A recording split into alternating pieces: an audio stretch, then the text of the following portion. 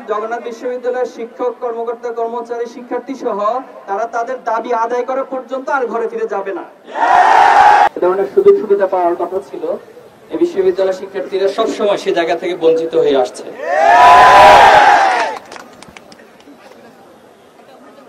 বাংলাদেশের ইতিহাস ঐতিহ্যের সাথে, এই বাংলাদেশের ইতিহাসের সাথে জগন্নাথ বিশ্ববিদ্যালয়ের নামটি ওতপ্রোতভাবে জড়িত আছে।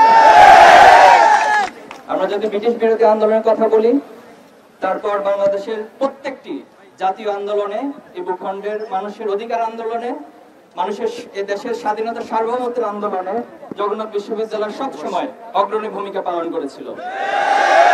এবং সর্বশেষ যে জুলাই আন্দোলন হয়েছে, সেই আন্দোলনে জগন্নাথ বিশ্ববিদ্যালয়ের শিক্ষার্থীরা জীবন দিয়েছে, রক্ত দিয়েছে, সর্বোচ্চটুকু দিয়ে আন্দোলনে তারা সামিল ছিল।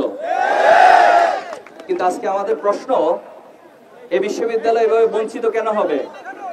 একজন সাবেক শিক্ষার্থী হিসেবে আমি জানি এই বিশ্ববিদ্যালয়ের শিক্ষার্থীরা কতটা ভিকটিমের তাদেরকে বহন করতে হয়, কতটা ভিকটিম তাদেরকে হতে হয়। যখন এখানে পুরান ঢাকার মেস নিতে যাওয়া হয়, কি পরিমাণ অবজ্ঞার চোখে একজন শিক্ষার্থীকে দেখে, সেটা আসলে বলার মতো ভাষা নেই। তাহলে এভাবে আর কতদিন অবজ্ঞা সূচক দৃষ্টি নিয়ে একজন শিক্ষার্থীকে, একটা পাবলিক বিশ্ববিদ্যালয়ের শিক্ষার্থীদের তার জীবন কাটাতে হবে? এবং পুরান ঢাকার মেসের যে লাইফস্টাইল, এটা কতটা অস্বাস্থ্যকর এবং কতটা একজন শিক্ষার্থীদের জন্য কষ্টকর, এটা আসলে যারা এখানে থাকে শুধুমাত্র তারাই বুঝতে পারে।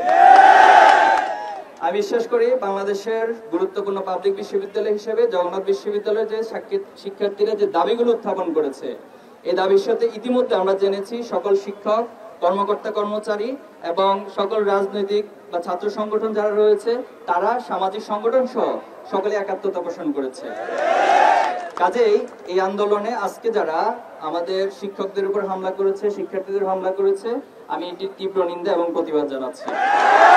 পাশাপাশি আমি বলতে চাই, এই